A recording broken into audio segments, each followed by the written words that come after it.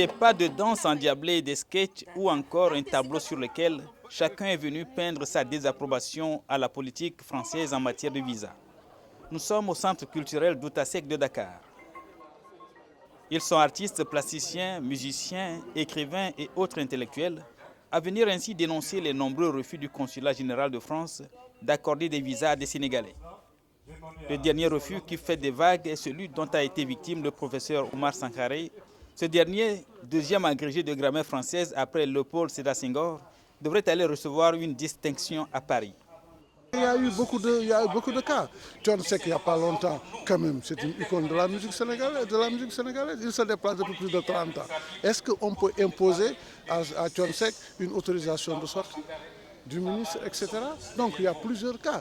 Et ceci même, c'est parce que nous savons que le ministre, comme Thione Seck, sont des acteurs culturels. C'est même essayer de mettre en mal le ministre avec une des composantes des acteurs culturels, de la famille culturelle. C'est fustiger l'attitude du consulat de France face au refus de visa du professeur Omar Sankaré, qui, comme on le sait, n'est pas n'importe qui, faisant partie des plus grands intellectuels de ce monde. Le professeur Omar Sankaré, en effet, c'est le seul Africain doublement agrégé. Et ce même professeur Sankaré est le président du jury des 5 continents. Et pour aller en France à cette réunion, il s'est vu refuser un visa, on ne sait comment.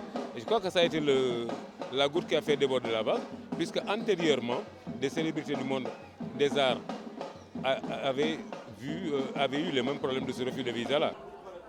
Aussi victime récente de ce refus de visa, le chanteur Thione Seck demande que le Sénégal prenne exemple sur d'autres pays qui appliquent la réciprocité avec la France en la matière. On doit faire comme le Gabon. Au Gabon, les Gabonais n'ont pas besoin de visa pour aller en France. Bongo l'avait imposé, quand même.